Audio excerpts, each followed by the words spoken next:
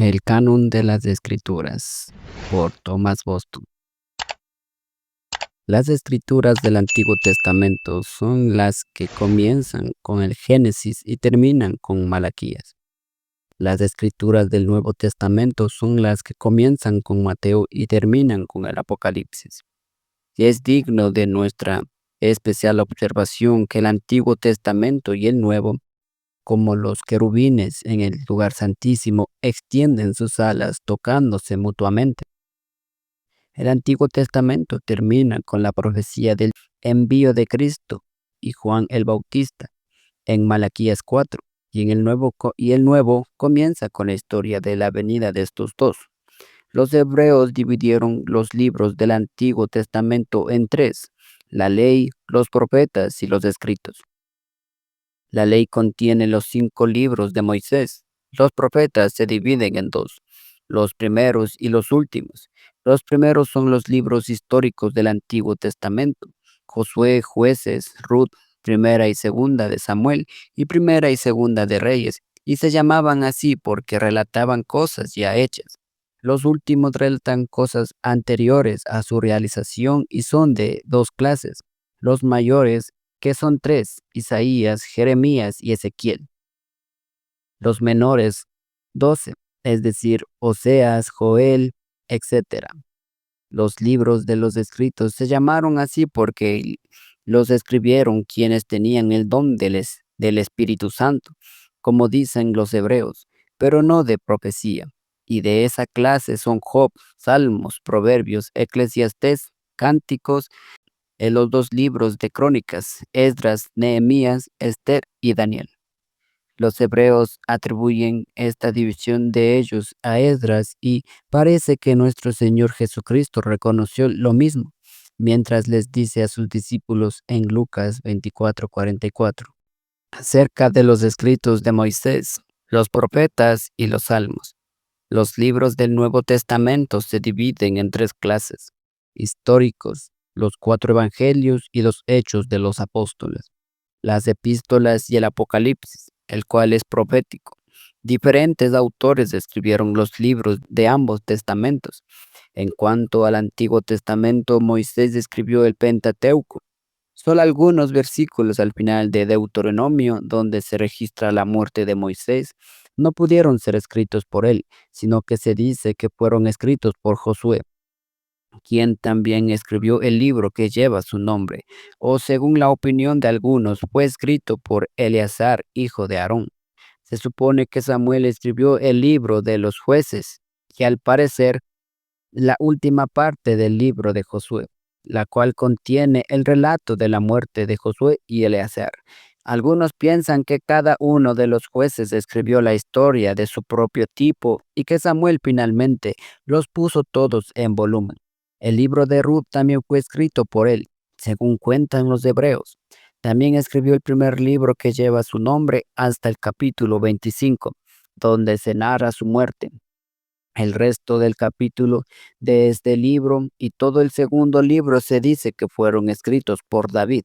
Los libros de los reyes se supone que fueron escritos por David y Salomón y otros profetas que vivieron en esos tiempos, de modo que cada uno de ellos escribió lo que se hizo en su época. Se supone que Job escribió el libro que lleva su nombre. David escribió los salmos, pero no todos. Los que no son suyos llevan el nombre del autor antepuesto, como Asaf, Emán, etc. Y todos fueron recopilados por Esdras en un volumen. Se dice que Esdras escribió los libros de Crónicas, Esdras y Nehemías, Mardoqueo el de Esther y Salomón los Proverbios, el Eclesiastés y los Cánticos. Isaías, Jeremías y los demás profetas escribieron cada uno sus propias profecías, las cuales contienen un breve resumen de sus sermones. En cuanto a los libros del Nuevo Testamento, sin controversia, los evangelistas escribieron los evangelios, según los nombres que llevan antepuestos. Lucas escribió los hechos de los apóstoles y los libros restantes, las epístolas y el Apocalipsis, fueron escritos por aquellos cuyos nombres llevan. Solo en cuanto a la epístola a los hebreos ha habido alguna duda, pues algunos lo atribuyen a Lucas, otros a Bernabé, otro a Apolos y otros a Clemente. Pero muchos hombres doctos han dado buenas razones para probar que fue escrita por el apóstol Pablo, pero el autor principal es el Espíritu Santo, de donde la escritura se llama palabra de Dios. Los escritores no fueron sino instrumentos en la mano de Dios para escribirla. Fue el Espíritu quien se les dictó, quien inspiró a los escritores y los guió. Pero la inspiración no fue la misma en todos los puntos para todos los escritores. Algunas cosas eran antes totalmente desconocidas para el escritor, como la historia de la creación del mundo para Moisés, la predicción de acontecimientos futuros con respecto a los profetas que, por lo tanto, el Espíritu les reveló directamente. Otras cosas eran conocidas por antemano por los escritores, como la historia de Cristo a los 4 evangelistas, etcétera. Con respecto a esto, no hubo necesidad de una nueva revelación, sino una irradiación divina de la mente del escritor, dándole una certeza divina de las cosas que escribió. Por esta inspiración, todos ellos fueron guiados infaliblemente, de modo que quedaron fuera de toda posibilidad de errar. Y esta inspiración se extendió no solo a las cosas mismas expresadas, sino también a las palabras con que fueron expresadas. Aunque de acuerdo con el estilo natural y la manera de cada escritor, por eso la escritura se atribuye al Espíritu Santo sin hacer mención alguna de los escritores. Hebreos 10:15. Pregunta, pero ¿de qué opiniones debemos formarnos de los libros llamados apócrifos y por qué se llaman así? Respuesta. Estos libros que se encuentran colocados en algunas Biblias entre Malaquías y Mateo se llaman apócrifos. Esta es una palabra griega que significa oculto o escondido. Las razones de este nombre se dan así. Primero, porque la iglesia no reconoció que fueran de inspiración divina.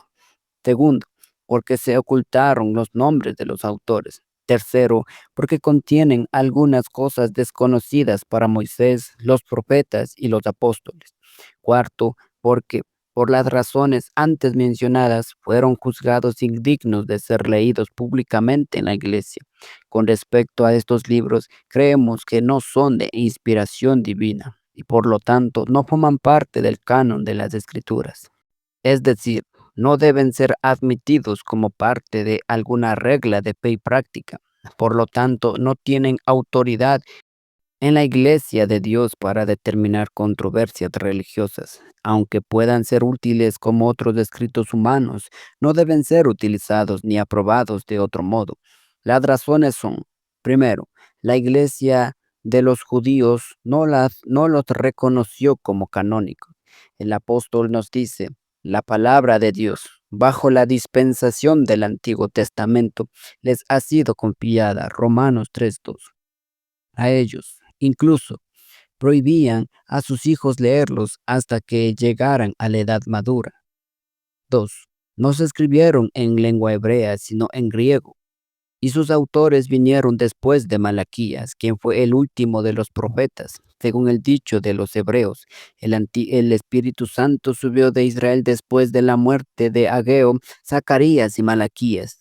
Y Primera de Macabeos 4:46 muestra claramente que no había ningún profeta entre ellos para mostrarles lo que debían hacer con las piedras del altar contaminado.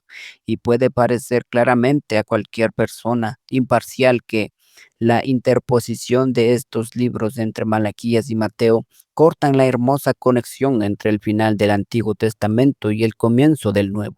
Y como la profecía de Malaquías está designada por Dios para cerrar en las escrituras del Antiguo Testamento, en cuanto profetiza más claramente de la venida de Cristo y de Juan el Bautista, su precursor, con el cumplimiento con el cual Mateo comienza su evangelio, como observé antes.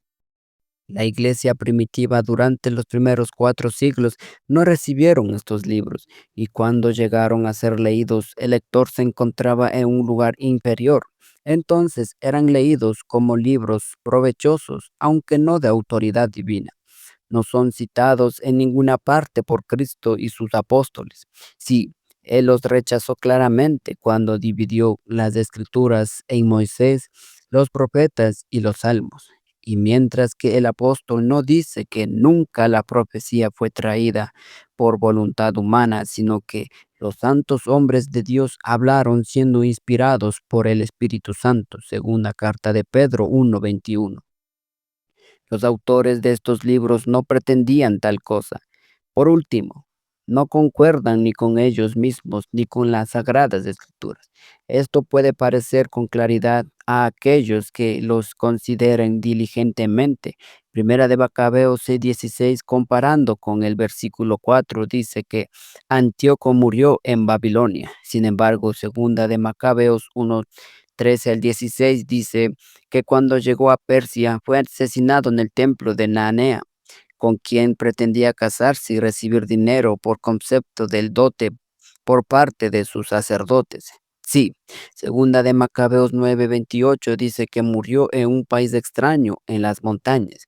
El libro de Tobit está lleno de historias absurdas. Hace que el ángel Rafael diga una mentira y enseñe al hijo de Tobit un arte diabólico para ahuyentar al diablo con el corazón y el hígado de un pez.